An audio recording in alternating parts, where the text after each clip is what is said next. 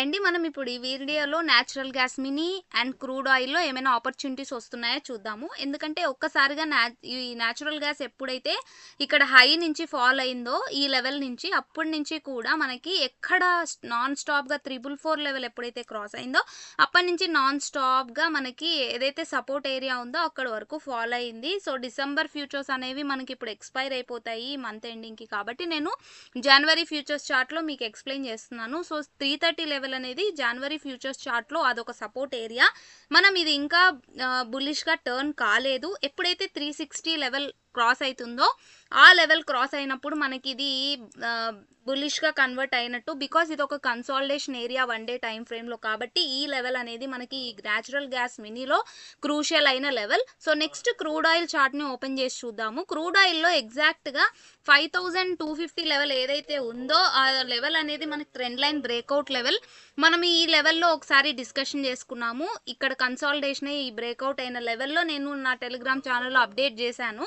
But అక్కడ set అవ్వలేదు మనకి. నేను చెప్పాను కూడా ఒక ఛానల్లో బ్రేక్అవుట్ అయ్యింది. సో ఒక క్యాండిల్ అనేది మనకు సస్టైన్ అయ్యాక నెక్స్ట్ క్యాండిల్ బుల్లిష్గా ఉంటేనే ఎంట్రీ తీసుకోవాలని.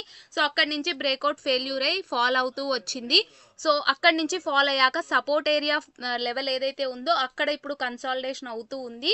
సో మనకి ఇది బుల్లిష్గా టర్న్ కావాలి అని అంటే 400 పాయింట్స్ రేంజ్లోనే ఇది మొమెంటం అనేది వస్తుంది. సో 400 పాయింట్స్ రేంజ్ ఎప్పుడైతే ఈ రేంజ్ క్రాస్ అయిపోతుందో అప్పుడు మనకి ఇది బుల్లిష్గా టర్న్ అయినట్టు క్రూడ్ ఆయిల్లో. అంతవరకు కూడా మంచి మొమెంటం అనేది దీంట్లో రాదు.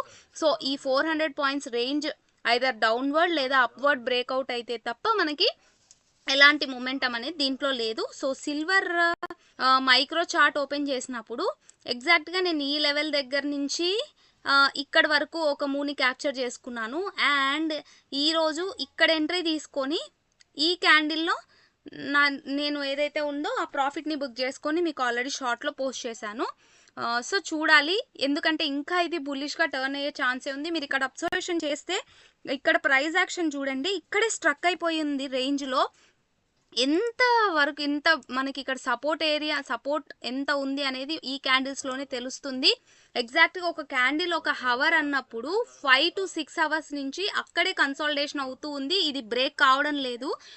సో ఇది బ్రేక్ అయింది అని అంటే మళ్ళీ డౌన్ఫాల్ ఈ సపోర్ట్ ఏరియా వరకు వచ్చే ఛాన్స్ ఉంది. బట్ ఇది కన్సాలిడేషన్ అవుతూ ఉంది కాబట్టి హై అండ్ లోని మార్క్ చేసుకొని పెట్టుకోవాలి. ఎప్పుడైతే మళ్ళీ హై బ్రేక్ అవుతుందో మళ్ళీ ఇక్కడ నుంచి మనకి 5 to 6,000 పాయింట్స్ మొమెంటం అనేది చేసే ఛాన్స్ ఉంది. సిల్వర్ అనేది ఈ మధ్య డిమాండ్ ఎక్కువగా పెరిగిపోయింది కాబట్టి మనకి చాలా క్రూషియల్గా అయింది.